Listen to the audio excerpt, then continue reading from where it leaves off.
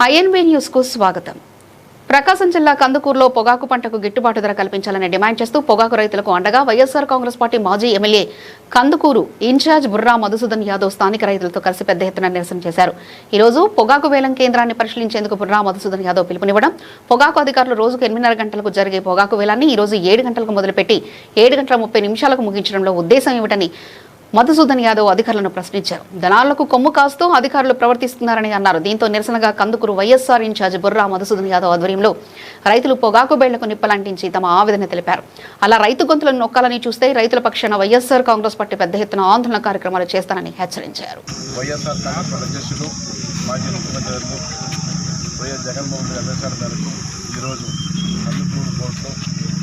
రైతుల పక్షాన్ని నిలబడి వాళ్ళకి గిట్టుబాటు ధర రావాలని చెప్పి ఈరోజు మేము రావడం జరిగింది. ముఖ్యంగా ప్రతిరోజు బోర్డు 8:30 స్టార్ట్ అయ్యి 10:30 దాకా నడుస్తుంది. ఈరోజు వైఎస్ఆర్ కాంగ్రెస్ పార్టీ నాయకులు రైతులందరూ కూడా వాళ్ళకి గిట్టుబాటు ధర కల్పించాలని చెప్పి మాట్లాడదామని వస్తే 7 గంటలకే స్టార్ట్ చేసి 7:45 8 గంటల లోపు బోర్డు క్లోజ్ చేశారు. ఇదేమన్నా అడుగుతుంటే తెలుగుదేశం పార్టీ వాళ్ళు ఒకరిద్దరు వచ్చేసేసి పెద్దగా మాట్లాడుతున్నారు. బోర్డు వాళ్ళని మాట్లాడితే ఆయన చెప్తారు ఎండ ఎక్కువగా ఉంది అందుకని ఎర్లీగా పెట్టేశాం, రోజు ఎందుకు పెడతలేదంటే నవ్వుతున్నారు. ఒకటే మేము అడుగుతున్నాం, తెలుగుదేశం పార్టీ అధికారంలోకి వచ్చిన తర్వాత ఈ 2 సంవత్సరాల కాలంలో ఇది 2వ వచ్చాను రైతులు న్యాయం చేయండి అని చెప్పేసి. పోయిన సంవత్సరం కూడా గట్టిగా మాట్లాడాం, రైతుల పక్షాన గొంతు తిప్పితే అరాకొర రేట్లు వేసేసి ఆ సంవత్సరం మామ అనిపించారు. ఈ సంవత్సరం మళ్ళీ చూస్తే 2-3 నెలలు అయిపోయింది బోర్డు స్టార్ట్ చేసి.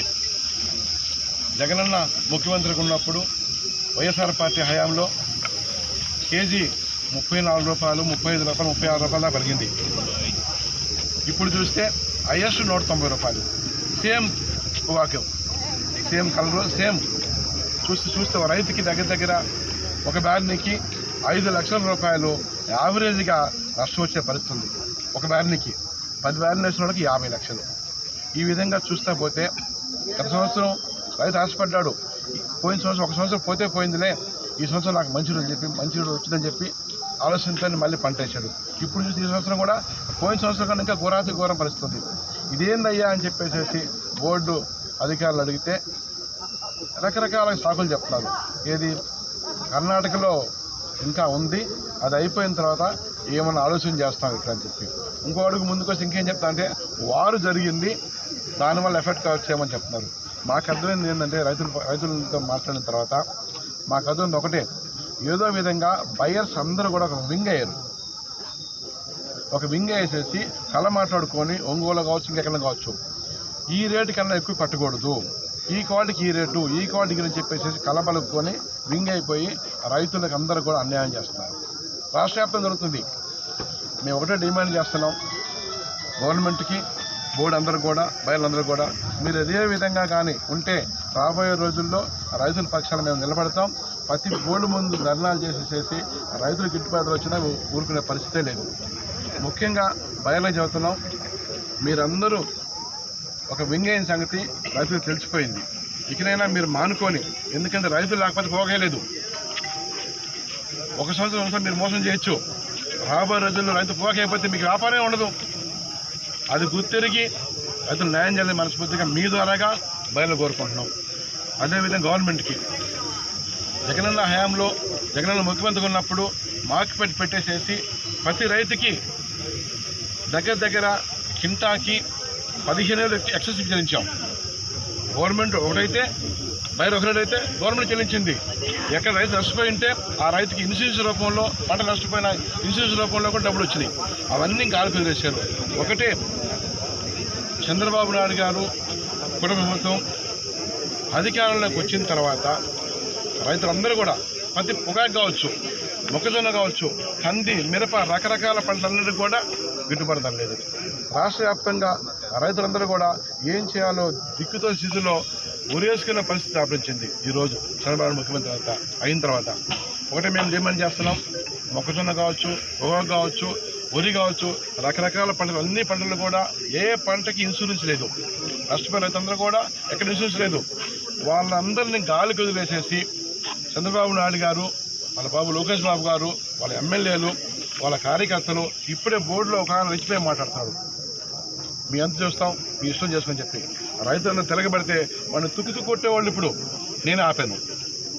మేము వచ్చింది ఎందుకు? రైతులు న్యాయం చేద్దామని చెప్పి. గిట్టుబాటు ధర కల్పించలే బాబా చేస్తున్నాం. వాళ్ళ శంశాలు ఇక్కడ ఉండేసేసి ఇష్టం వచ్చి మాట్లాడుతాను. వాళ్ళు ఒక్కటి నేను గట్టిగా తల ఊపితే పీస్ఫుల్ చేసేవాళ్ళే. నేనే ఆపాను. కడుపండి మేము వచ్చి బాబు న్యాయం చేయాలి అని చెప్పి అడుగుతుంటే మీరు ఇష్టం మాట్లాడుతున్నారు. జనతకు అధికారం హాము. మమ్మల్ని ఏం చేయలేరు. మేము ఆడిందే ఆట, మేము పాడిందే పాట. ఏమనంటే పోలీసులను పిలిపించేసి లోపలేసి కొట్టిస్తాము. భయభ్రాంతులు గురించి రైతులు కూడా మా ముందే ఆ విధంగా మాట్లాడుతున్నారంటే మీరైనప్పుడు రైతుల పరిస్థితి ఇక్కడ బోర్డులో. ఇప్పుడైనా కానీ ఈ అధికారం ఉన్న వాళ్ళు, ఈ పార్టీ నాయకులు కావచ్చు, ఎమ్మెల్యే కావచ్చు, మినిస్టర్లు కావచ్చు, మీకు అందరూ తెలుసు. ఈ ప్రాంతంలో ఉన్న ఎమ్మెల్యేలు, మినిస్టర్ అందరూ రైతులనే. వాళ్ళందరూ తెలుసు. వాళ్ళందరూ రైతుల పక్షాన్ని నిలబడి వాళ్ళందరూ గిట్టుబాటు ధర చేపట్టే మటుకు ఇదే కందుకూరు నడిబొడ్డి మీద ఇదే బోర్డు ముందు ఆమె తీసుకొని చేస్తాం. రైతులు న్యాయం జరిగిందాక. ముఖ్యంగా చంద్రబాబు మనం చేస్తున్నాం. అయ్యా 2 ఏళ్ళైంది నువ్వు ముఖ్యమంత్రి అయ్యి. మా పక్షాన ఉన్న వాళ్ళే కాదు, తెలుగుదేశం పార్టీ కూడా ఎక్కువ మంది పోగేశారు ఇక్కడ. అసలు వైసీపీకి అనుకోవచ్చు మమ్మల్ని చూసి. తెలుగుదేశం పార్టీ కూడా మేము పొద్దున్న ఫోన్లో రైతులతో మాట్లాడాం. అయ్యా మీ టౌన్ లేకుండా రండి, మేము కూడా మీకు సపోర్ట్ చేస్తాం.